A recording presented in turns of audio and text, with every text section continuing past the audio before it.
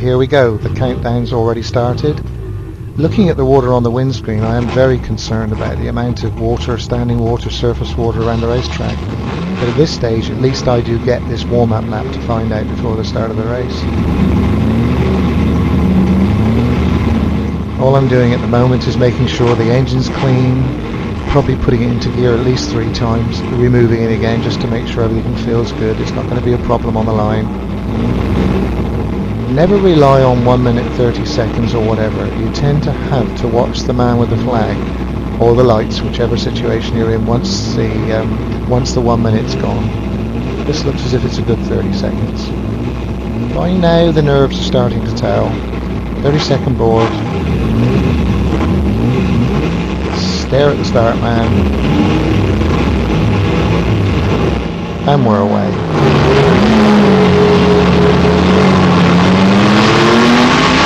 Get traction, feel everything good, then let the pole man take his position. Just really feeling it, hoping that water's going to blow off the screen, hoping the track isn't any wetter than it is here. At the moment it looks quite acceptable. What we don't want to do is borrow into magic on the first lap of the race and not be prepared for what's ahead of us. This is probably the most exciting corner on the track. Ford water, which I'd love to say I could take flat out with the D, but I'm afraid I can't, as you'll hear by the sound on the camera. At this stage, Tony's quite right. We decided not to forge too far ahead because we don't want to leave the rather full grid too far back. You've got people that you've out-qualified by quite a few seconds that have to leave the grid to stay with you, to warm their tyres, to warm their brakes. So we don't want to be standing on the start line for too long. At this stage I'm probably bringing my left foot over, tapping the brake pedal, making sure there's no padlock, getting some temperature into the discs, concentrating on engine temperatures, etc. Already pleased to see that water's blown away from the windscreen, which indicates the rain is stopped and hopefully the track is starting to dry.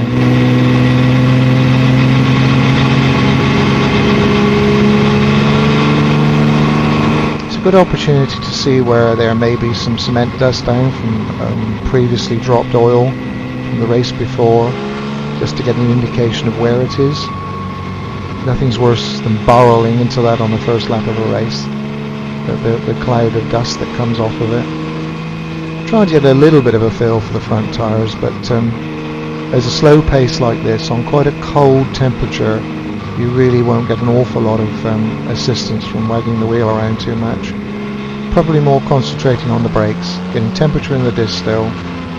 I would like before I line up on the start line to get some temperature in my rear tyres, but maybe that chance will come. I'm already conscious now of people bunching up behind me, so I really can't let the pole man go away too far. Nothing's worse than huge gaps when everyone's coming around the formation lap. Not exactly getting nervous now, but starting to feel the usual pre-race twitches. Getting excited, looking forward to it. Hoping the motor car's going to behave. She certainly feels strong at this point, absolutely no worries at all. Still looking for that little reason to be able to burn the rear tyres a little bit, just to get a little bit of temperature into them. My advantage over Tony will hopefully be that I've got the more powerful engine. My tyres won't last as long, I know that. Maybe now if I can just get those tyres a little bit warmer.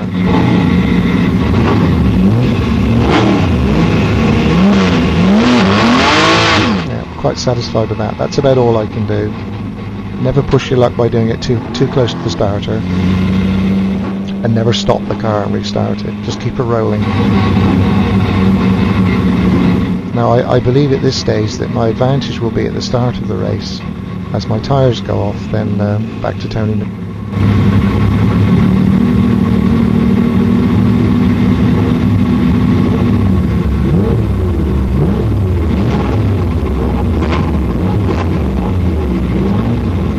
And there's a fabulous variety in the field. We've got Peter Harbin in the DBR1 Aston Martin that won the Moy in the late 50s, Tiffany Dell in that monster Lister Jaguar, And this year we've got Percy as well in the D-Type, which has appeared this year, which is going to be pretty hot competition. So although we all try to look after the equipment, nobody wants to finish behind anyone else. The Sussex Trophy, 14 laps for World Championship sports racing cars that ran between 1955 and 1960. That was the heyday of Sir Stirling Moss. He won countless sports car races. Stirling, you must be seeing a lot of familiar automotive faces. Well, Simon, I reckon I drove just about all these when they were new.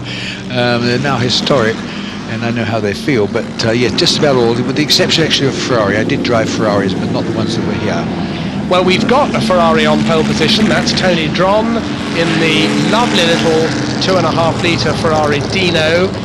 Percy on his left is in the 1955 Jaguar D-Type, the car that won the tragic 1955 Le Mans, and on the outside the Lister Chevy. And Stirling, you drove Works Jaguars, you drove Works Listers, and of course you drove Aston Martin DBR1s, and we've got Peter Hardman in the very DBR1 that Stirling won the Tourist Trophy with here at Goodwood 2 years running, and that car's back on the third row. Everybody in position now. It's 14 laps. The green flag at the back says we're all clear.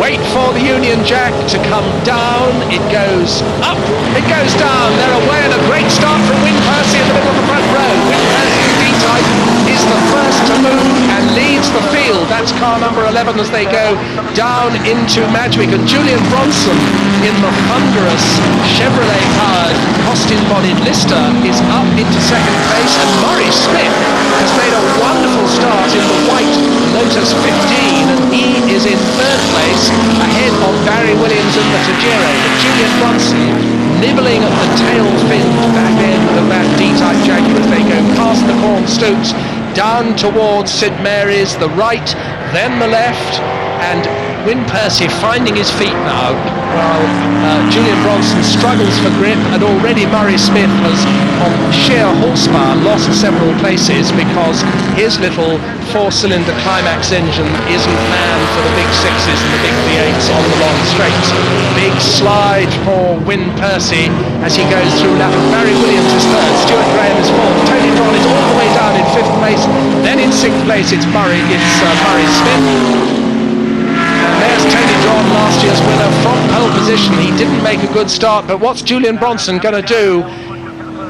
In fact, he lets Percy take the line into Woodcote. He's not going to be able to do anything about it now.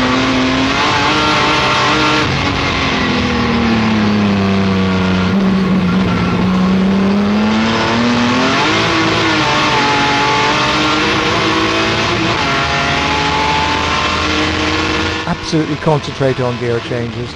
Back into Madgwick, keep that rolling speed up, look for the first apex, second apex, back on the gas as quick as I can.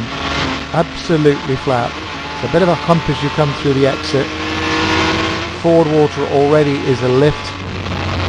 Back on the power and off then St Mary's.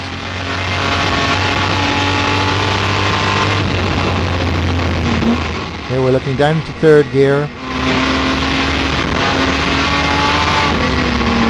Hook that wheel up over the curb, try and keep the car in from drifting out too wide. Back down to 11. Tuck her in as much as I can, right in tight. The tyres really are at their best now. Short shift so that you can use the torque all the way down the straight.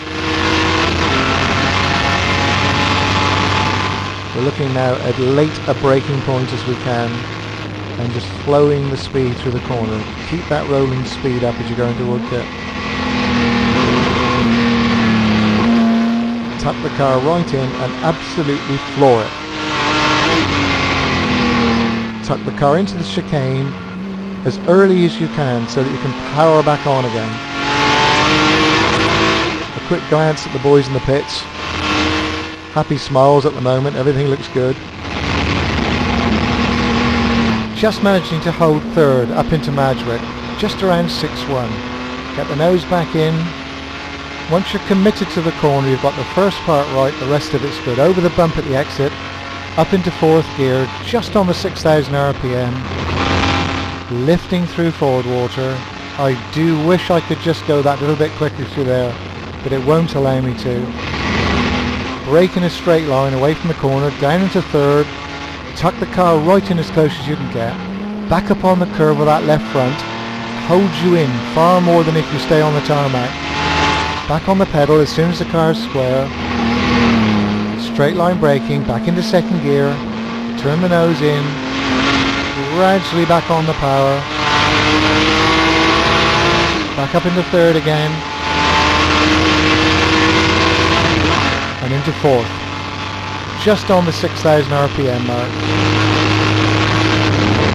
There really is only one line if you're in charge of the racetrack here. Use the first part of the corner, run wide, then back into the apex. Hard on the floor in 3rd again. Off, tuck in, into 2nd and away. And up comes Tiffany Dell, who is absolutely storming past Peter Hardman and has gone up now into 6th place ahead of Hardman. That's a really remarkable performance by Tiff in the ex-Curie National Belge Lister. That's why it's yellow with green stripes rather than green with yellow stripes as Listers usually are, because it's run by the Belgian team.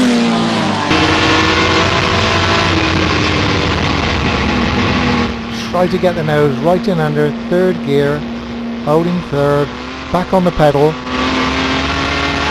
hard on the floor, back up into 4th,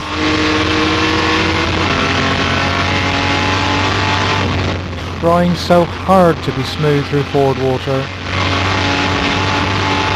Now we're looking for a nice straight braking line, keep the car square under braking, off the brakes, turn in, back on the power, holding 3rd all the way through here, up on that curb as much as possible.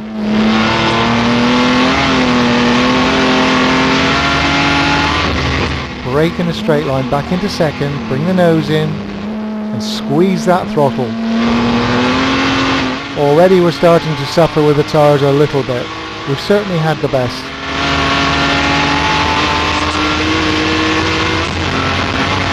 Just a quick glance at the gauges, make sure everything's okay. The car feels so good.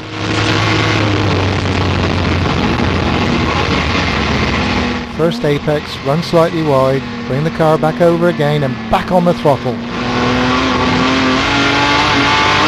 Brake hard and square, back into 2nd, get the nose in. Trying so hard to come out smooth and fast.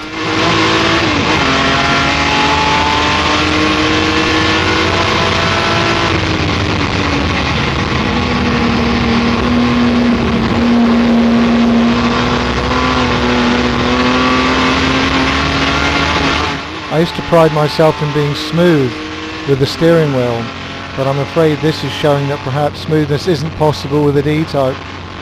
Or maybe I've been fooling myself for a long time.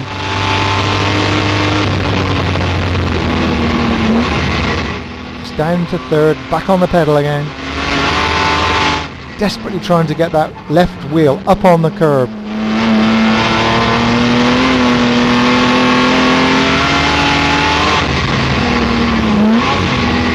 Told by Sterling the chaps used to hook this right front wheel in over the curb as we went down here. At this stage on lap 5 I've managed to drop Julian Bronson off, and I really have to concentrate now on keeping up lap times as hard and as fast as I can, because I know in my heart that it's the latter half of the race that Tony Drawn's going to come into his own with the little Dino.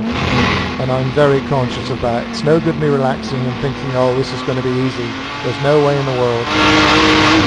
This is a little bit of a problem through the chicane because I can't take the natural flowing line, and I've had to come out much slower.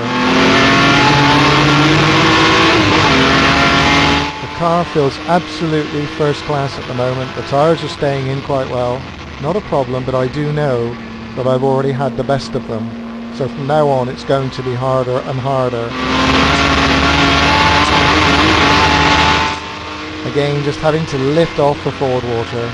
No way in the world can we power through flat. We're using all of the road.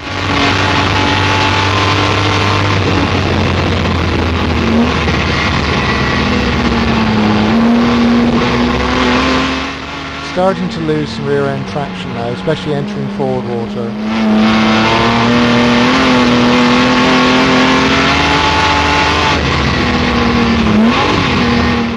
Lamont is such a long loaded corner. You're very conscious of how much temperature you're putting in the tyres, how much you're punishing them.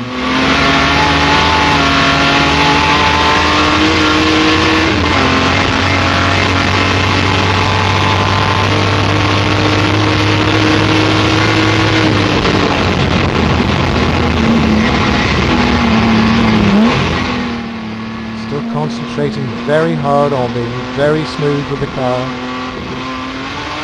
keeping the RPM down to 6.1, 6.2 at a maximum.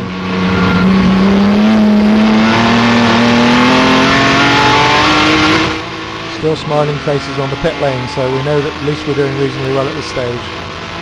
This is a bit of a problem. We're having a whole gaggle of cars. At this stage, which side do I go? I have to make that decision, so I go around the outside. I've been seen by this one, so that's not a problem. And again, decision time. Do I dive down the inside or do I go around the outside? Try the inside, yes. I have my headlights on. Again, this one's quite clearly going to let me down the inside, so that's not a problem.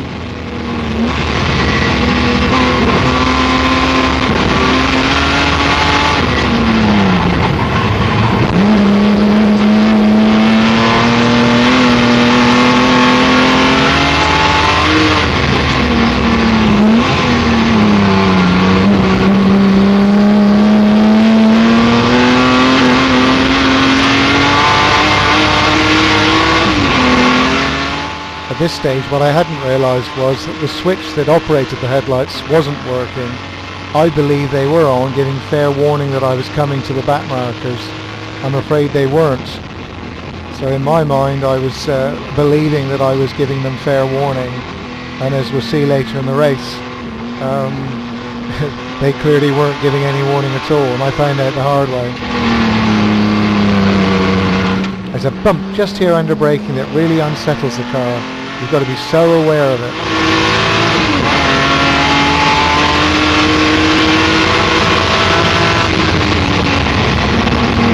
And in the pits, number 10 is the Willie Green Jaguar, which is having all its wheel spinners tapped tight. See it again, this is Steve O'Rourke. He locks up his front tyres, his front wheels under braking and just understeers wide. Oh, and now Julian Bronson heavily into the bank. That's Julian Bronson off in his efforts to stay with Barry Williams. Julian Bronson hitting the bank backwards very hard. Bronson perfectly all right.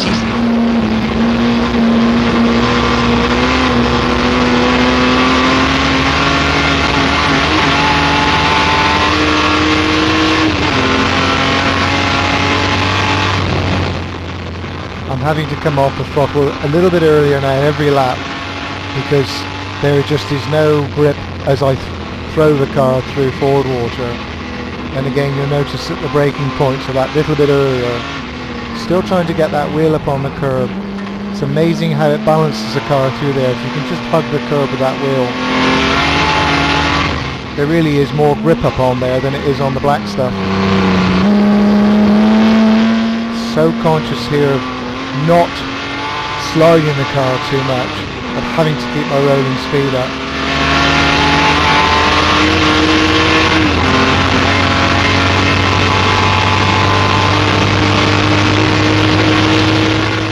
Just making 6,000 in top, 6,000 in fourth gear.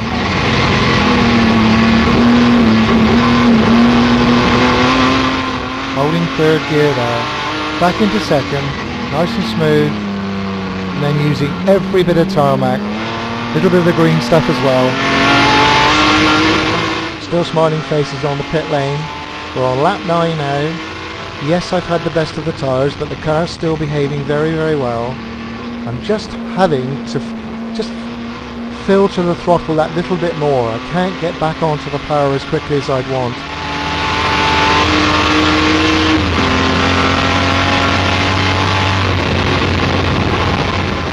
It's something that we have to live with treaded tyres on these wonderful cars. We do expect the tyres to go off, especially with a heavier car like the D.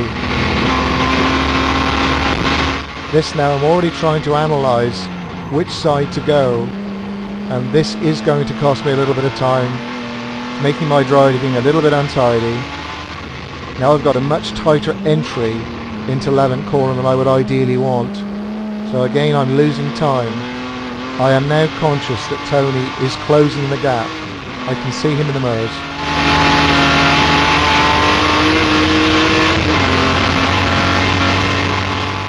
Difficult for someone to actually barrel past you towards the end of the straight. If you stick to the line as you go down to Woodcote, there is only one line.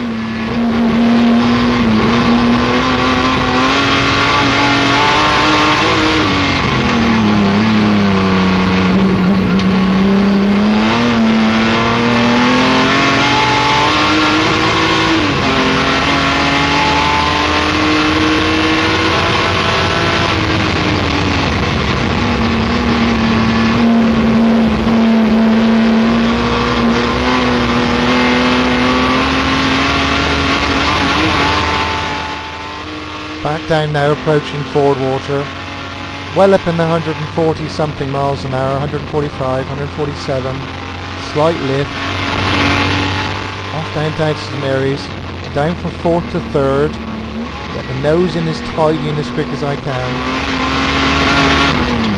hold it in 3rd, chuck a wheel upon the curb, try to stop the car from drifting out too far. Back into 2nd gear for 11th. Decide to make the move boldly and go around the outside of the D in the hope that he will stay on the inside, which he does.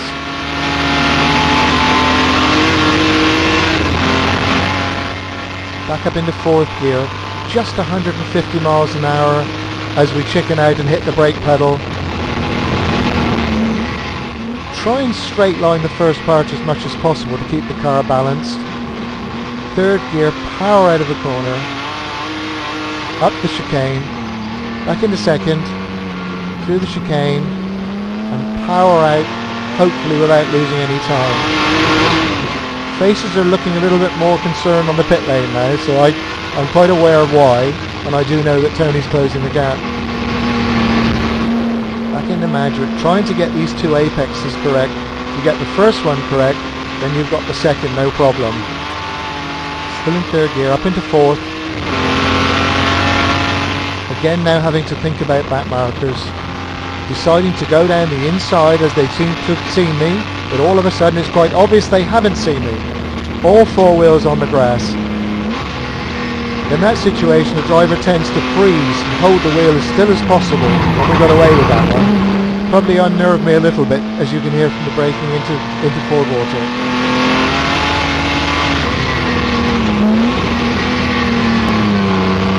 And Percy trying to take a shortcut over the curbs to try and stay ahead of Tony Dron. We're now on the 11th of 14 laps, and Tony Dron, who won this race last year, could well find a way past.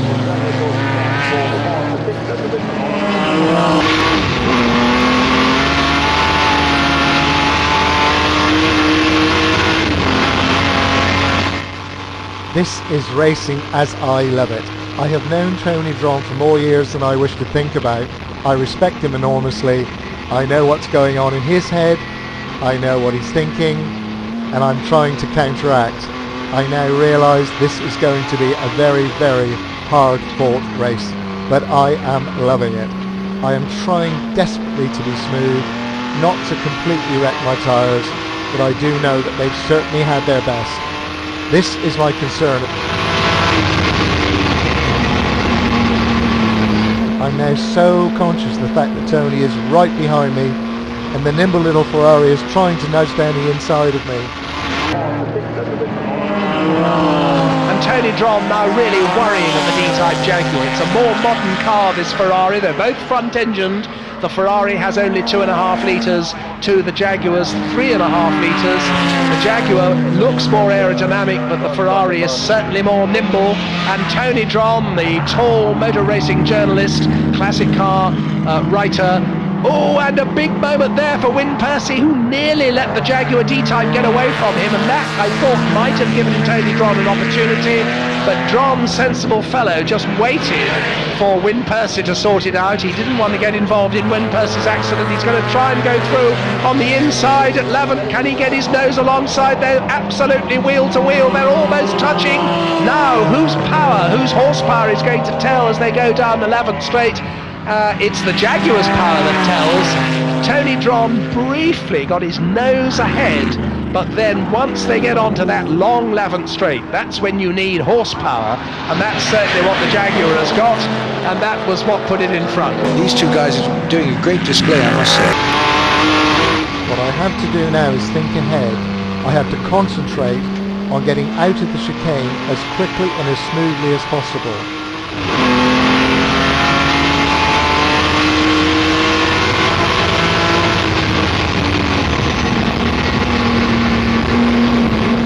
Again, I believe that I can get through Madwick without a problem, although I am very conscious of the fact that Tony will follow right the way through Fordwater, probably flat out, and will gain on me again there.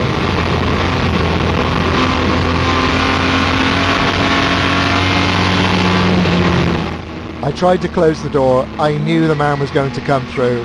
You can only close the door so tightly, and that's it. We do not want to damage these wonderful cars. It was a fair overtaking move, and I've now got to work extremely hard, but probably in my heart I know that the win is gone. Here again I'm being put offline, a much tighter, slower corner for me. I again know that I'll catch him down the straight, or certainly close the gap, but very unlikely to be able to get by him. Gaining, but not quite enough, and the contour of the road here means that there is nowhere to go, especially if a man sticks to his line, and I know that he will. We're closing on Old Yeller now. We're going to meet him in the chicane, and as we're just approaching the chicane, the man loses it in the biggest way possible, completely wrecks the chicane, and I cannot imagine how we both got away with that. We both come through cleanly, and I was kind of hoping that Tony might fluff a gear change there, and I wouldn't, but neither did, so we're back to status quo. This is it, the final lap. I can really do nothing but drive the car as hard as possible. It is no point using more revs. The torque is what makes the car go. I've got to just be very, very conservative with the car, but make myself work as hard as possible. We have back markers coming up now as we approach St Mary's. Possibly they may help me. Possibly they won't. I can only hope. We get rid of one, but the problem is now it looks as if Tony's going to be able to get through the second one, and I've got to completely jeopardise the exit of my corner, tuck the car in, and again lose time. I am now obviously hoping the man's going to make a mistake. I doubt it, but it's possible. Win Percy driving his heart out, hanging out the tail of the D-Type Jaguar. But the chicane is now clear, so no yellow flags at the chicane as they come storming down to Woodcote Corner for the last time. Is there anything Win Percy can do? He's going to leave his braking absolutely as late as he can. He's looking down the inside, but he's not quite close enough. You can see the Jaguar moving around under braking, but Tony Drom under real pressure. Huge slide out of Woodcote from Win Percy. They're in the chicane now, going through the polystyrene plates, and now they come over the start-finish line. The checkered flag is waiting. Tony Drom wins the Sussex Trophy for the second year running. A gallant chase from Win Percy, who finishes second in the D-Type. It's been one of the most enjoyable races I can remember. The car has been faultless. I haven't made a mistake. So what else can a man do? The crowd reaction is amazing. All the way around the track, as any of the races here at Goodwood. The marshals and the spectators really make you feel as if you are most welcome, you're welcome there, and they absolutely thoroughly enjoy the racing. And I have to be honest, I can only congratulate Tony on his drive. The first chance I get, I would do so. I'm elated. I've done all I can. The car was faultless. Gary Pearson has made an absolutely fantastic motor car of this, and I have driven it to its limits. In fact, I've driven myself to my limits. Tony rightly taking the applause of marshals and spectators alike. I now get the chance to look at the gauges a little more, because it's no good thinking, well, that race is over, roll on the next one, without being constructive to the race team. So you are now thinking about the car, what you might have done to it. Is there a weakness? Can we get anything organised that might make the car more competitive for the next time? The complete circuit, and people are waving. They must have thoroughly enjoyed it. I can't imagine they did as much as I did, but I certainly hope so. I can now see that it's Barry Williams that's come third, who's already coming up behind. Well done, Wizzo.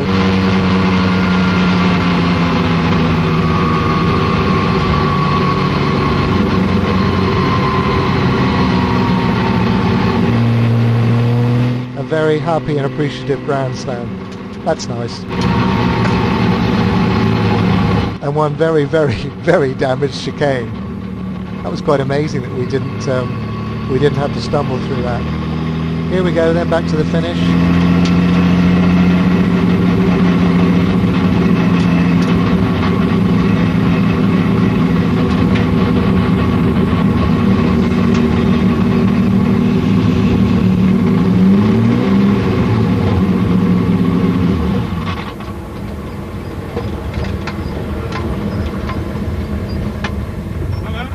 Well, thanks, mate. That made him work.